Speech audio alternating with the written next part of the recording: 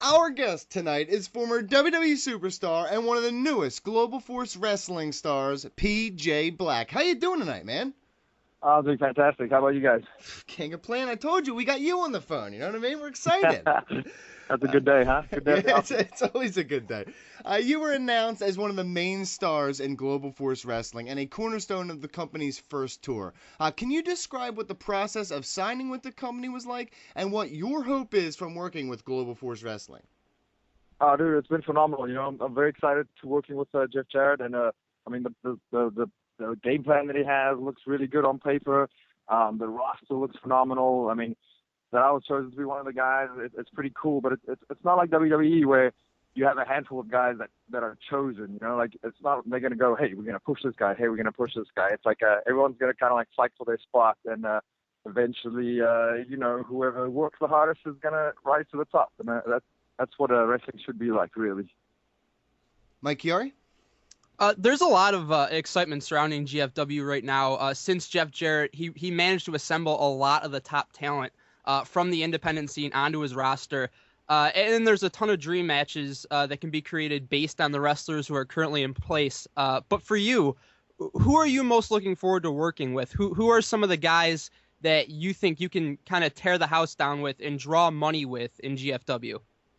Right. Not to sound vain or anything, but I can tear the house down with anybody if they just give me time and a decent storyline. And with time, you can do anything in a match.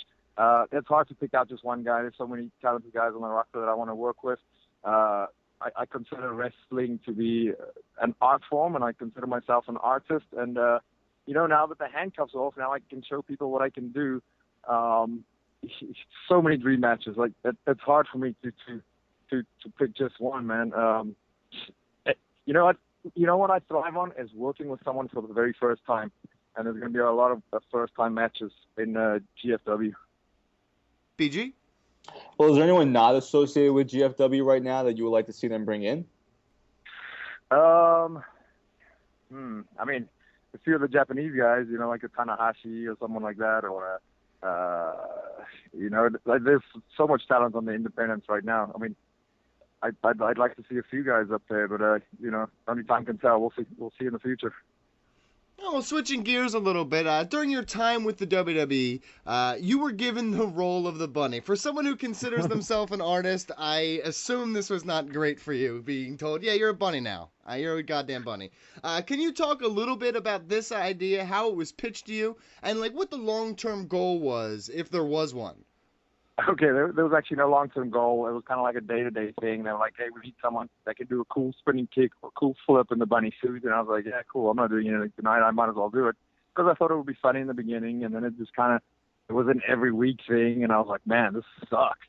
And then I was like, you know what? I'm going to make this freaking cool. So I started like doing cool stuff. And I pitched some cool ideas. And we were going to turn Adam Rose heel, like a gothic Marilyn Manson character, and turn the bunny into like an eagle, like the Donnie Darko bunny. I had some cool costumes made. The guys that made Kane's mask, which are the makeup guys for The Walking Dead. And we got this really cool idea to turn this bunny like really evil and dark and sadistic. And, like everybody loved it. WWE Creative loved it. Hunter loved it. Vince loved it. But I don't know, it just never came to fruition. And that's where a lot of my frustration started. And, which led me to leave the company. Well, there was a bunch of dirt sheet lies that said there was a bunch of different people. They named a bunch of people. Can you clear the air? Who else portrayed the bunny besides yourself? Mostly independent guys. Like guys that contracted in the area for the day. I think Sami Zayn maybe did it once. One day I wasn't there, so I think Zack Ryder maybe did it, but it wasn't even a televised show. It was mainly me when the bunny did physical contact. Not very proud of that, but yeah. Mike Chiari? Yeah, it's no secret that WWE's kind of been hit and miss in terms of the success of stables over the years. I mean, the Shield managed to do some great things as a unit, but then you have Nexus, which I think had all the potential in the world, but it maybe never really reached the heights that it probably should have. in your mind, what were some of the biggest missteps that were made that kind of prevented Nexus from reaching that potential? Oh, the biggest one, obviously, we should have gone over at SummerSlam. I mean, that's a given. I mean, we just started our big run, and we were like unstoppable and everything. And like, you know, to carry that momentum forward, we should have gone over at SummerSlam. And you know, like the guy that got that finish changed the next day, he apologized and he's like, "Oh, you guys were right," blah blah blah. Well, that's another long story. But anyway, you know what? Yeah, I mean, that angle should have changed right there. It could have changed the whole everything after that. It was definitely a fun run for me, but I mean, yeah, we could have done so much more, and that should have been stretched out so much longer, at least to a Survivor Series. You know, we could have had such a cool Survivor Series pay-per-view with the Nexus. I mean, I think they learned from their mistakes, and because they used almost the same plan with a Shield, and you know, I think they got it right with a Shield. BG? Well, you're widely regarded as one of the top high flyers and overall athletes in the business. Where do you draw your inspiration from for your moveset? And are there any moves that you've worked on that you feel are too dangerous to perform? First of all, I'm flattered. Thank you very much. Yeah, there's a bunch of stuff that they would never let me do on WWE TV. And, I mean, if you come to any of the independent shows that I'm on, you will see all of those moves in one match sometimes. And you'll definitely see them in Global Force.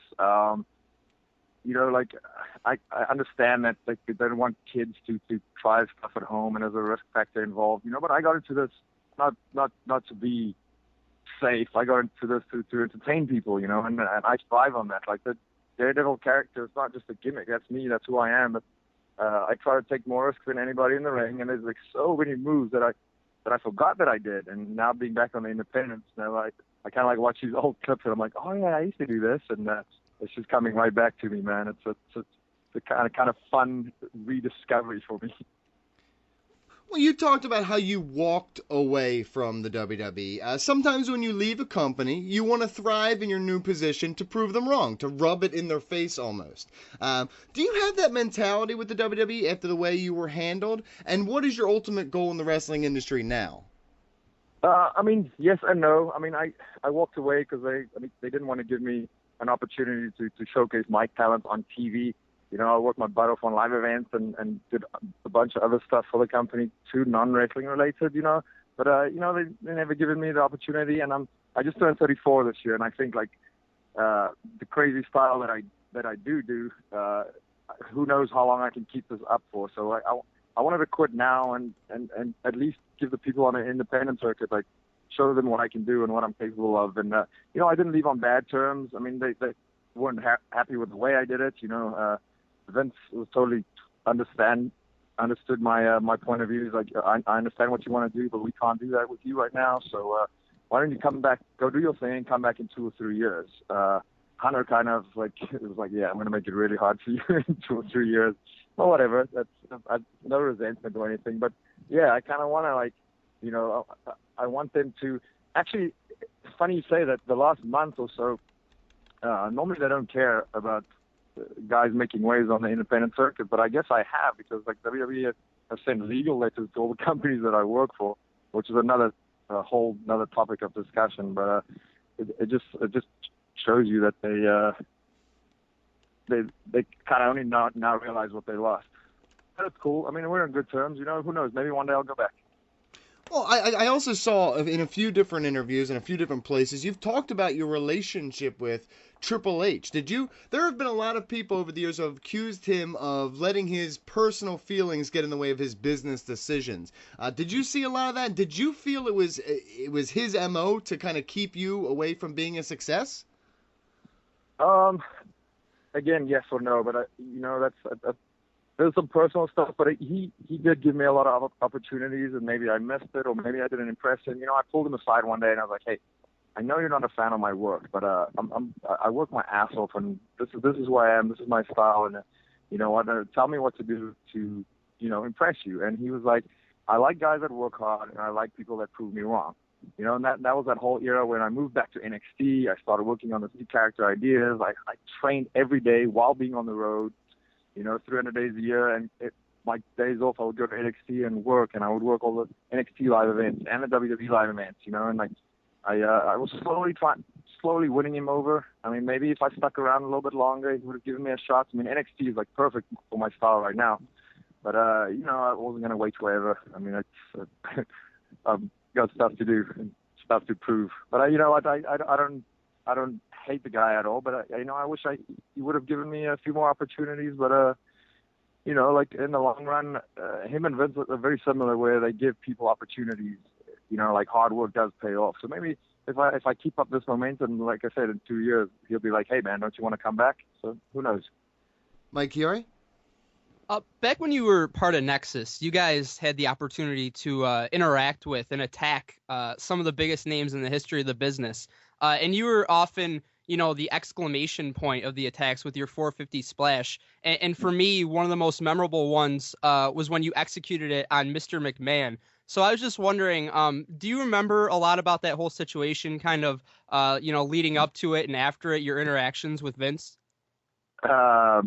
Leading up to it, I don't recall too much about it. I do remember standing on top rope and just like looking into a crowd and seeing kids' faces and, you know, parents' mouths wide open.